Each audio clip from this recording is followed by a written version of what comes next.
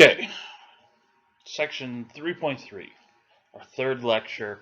It's going to be looking at the envelope, the wall, cell wall, and the one or two membranes that may be present. At least one, maybe two, depending upon the cell. Now, the cell envelope, okay? All bacterial cells have a cytoplasmic membrane. Outside of that, peptidoglycan layer. This is the cell wall.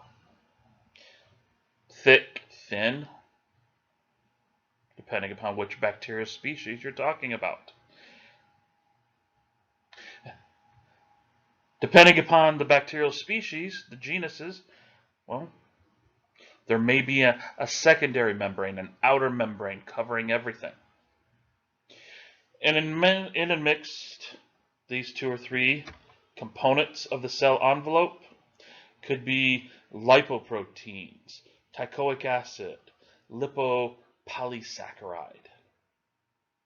Oh, I love these words. Lipoproteins. Proteins that have a lipid attached to them. So that means they're anchored into a membrane.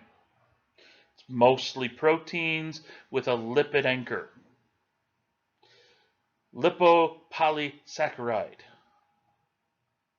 It's a polysaccharide, long chains of sugars, with a lipid portion to anchor it into a membrane. Now, when you look at a gram-positive cell on the left versus a gram-positive on the right, notice a few things different.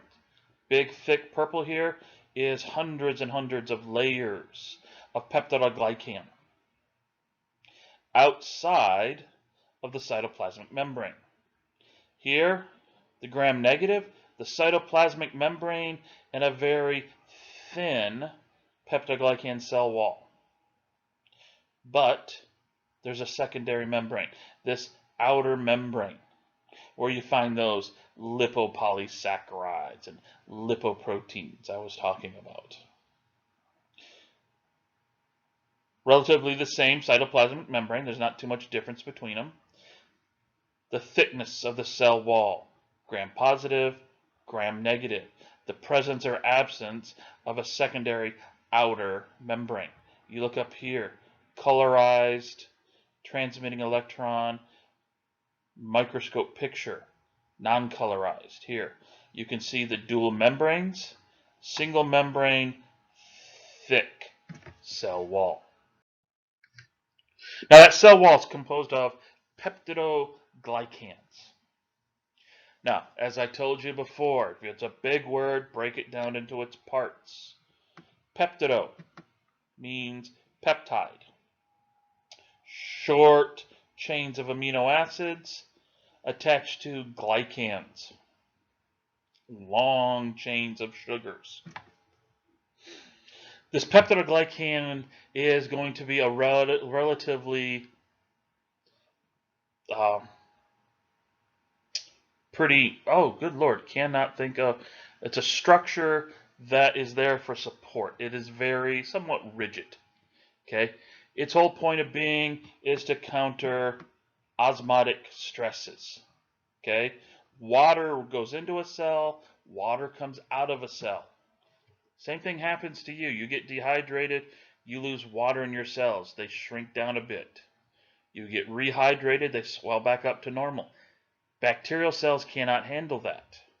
If they lose water, they lose the nutrients that were inside their cell.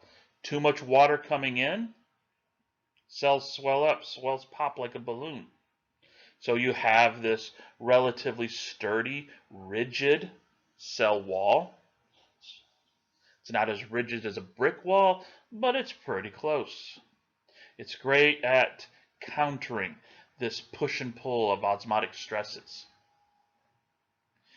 For us, this peptidoglycan cell wall is a great target for antibiotics. We'll see in a later chapter when we talk antibiotics and chemotherapies, that a lot of our antibiotics target the cell wall, target the peptido portion. Can't link the amino acids together, can't link the amino acids to the sugars, you have a floppy wall. Floppy walls fall down. Break down the cell wall even just a little bit. Cell's going to swell up, cell's going to shrink, cell's going to lyse. Lysis means pop, like a balloon. So you've heard me refer gram positive, gram negative. A thick peptidoglycan means it's going to be a gram positive. A thin is what we refer to as a gram negative. Now, this peptidoglycan is composed here. Your textbook uses G's and M's. N-acetylglucosamine, N-acetylmuramic acid. Other textbooks will refer to this as NAG and NAM. N-acetyl, N-A-glutamic acid, G, or muramic acid, M. So you get these sugars, as you see here on the right. 2 muramic acids. They will be linked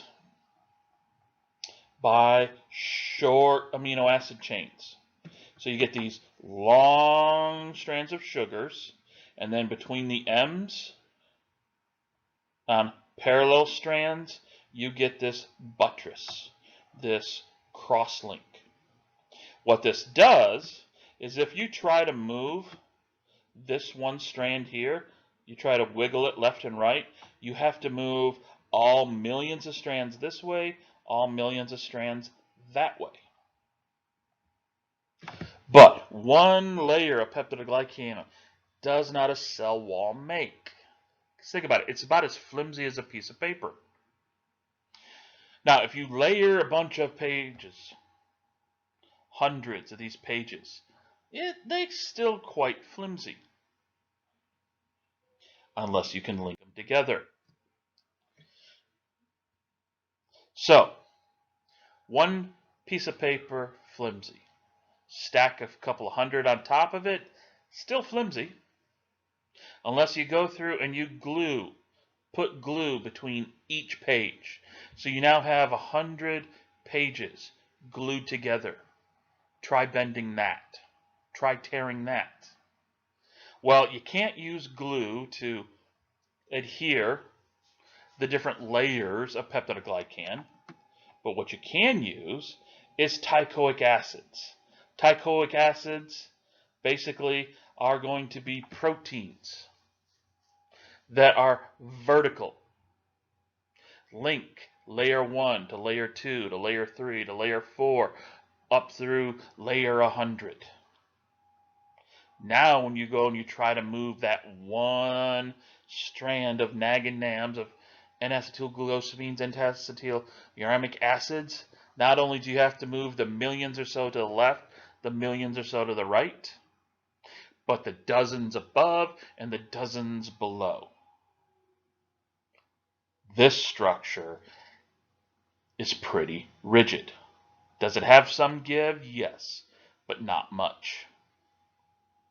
Now, this doesn't help you unless you somehow anchor it to the cytoplasmic membrane.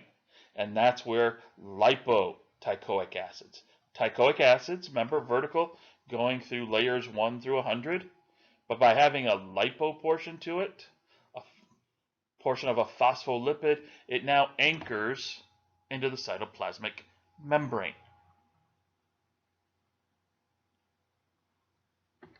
The gram-negative cell wall, completely different. Thin layer, maybe a few dozen instead of hundreds of layers of peptidoglycan. Here, the rigidity is not from the peptidoglycan, but the dual membranes and that thin layer of peptidoglycan sandwiched in between. That gram stain that we've talked about. It's a complex differential stain. It's not as simple. It uses simple stain as components, but they're put together in a sequence that allows you to differentiate. It starts with crystal violet. Crystal violet gets into the peptidoglycan layer. At this stage, doesn't matter whether it's gram-positive, gram-negative, all bacterial cells stain purple. The big difference here is Mr. Graham developed a special iodine solution. Turns out crystal violet and iodine react together. They form large crystals that get trapped in the peptidoglycan layer. Here still, everything stains purple or a blue. You come in with an alcohol. The alcohol dissolves any lipids. The alcohol also causes the peptidoglycan layers to collapse, trapping the crystal violet iodine crystals. You look here. The gram-positive, the thick peptidoglycan layer collapses down, traps all the crystals. But here, there's not enough peptidoglycan to trap them, and that outer membrane gets dissolved away due to the alcohol. All the crystal violet iodine crystals wash away with the water. And a final counterstain, safranin, which is red. The clear gram-negative, because they've lost the crystals, stain red because that's the only thing present. The bluish gram-positives, well, think back to your little kid. Red paint, blue paint makes purple. So gram-positives will stain purple.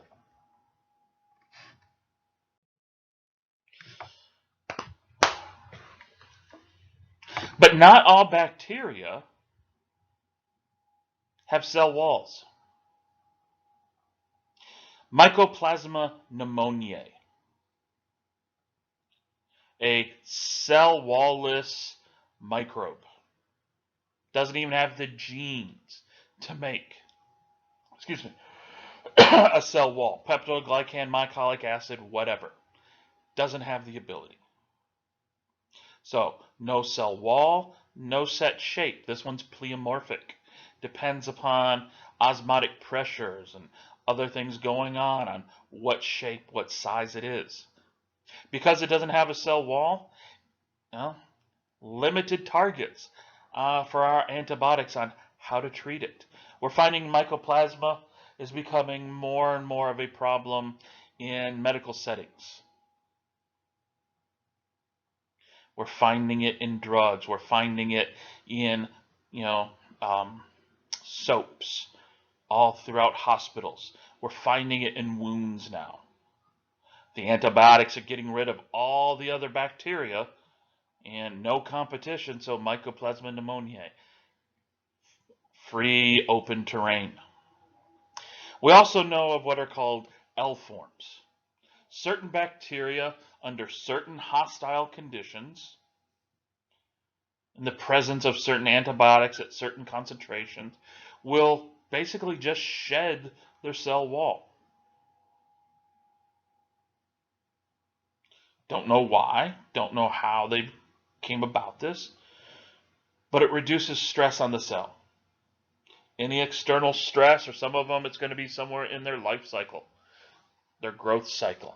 They will lose the cell wall. Now, before we leave this part of the chapter, I want to step back to something I pointed out in the gram-negative outer membrane. Lipopolysaccharide, also known as LPS. This outer membrane of gram-negatives is going to have some form of this LPS. Some form and varying concentrations depending upon the genus species.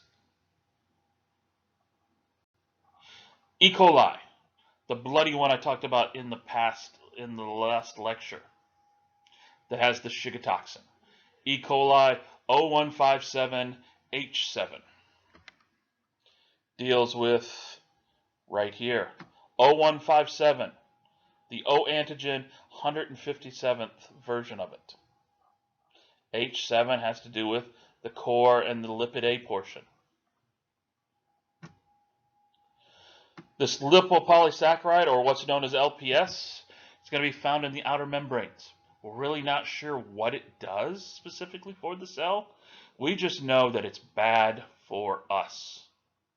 It may be a rather benign bacterial infection, but as the bacteria turn over their outer membrane, replace, LPS will be shed into your tissues, gets into your bloodstream.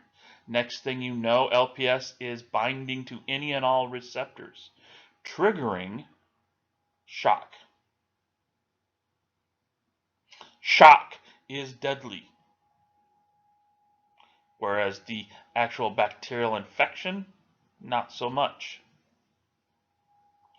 If you've ever got a shot or you ever looked at medications that you have to take by injection or whatnot, you'll see that in small print on the vial label, it'll say endotoxin free or endotoxin tested. What they have done is they have tested for the presence of LPS. You can use a filter, you can use an autoclave, you can sterilize, kill off the bacterial cells, so that way it's sterile.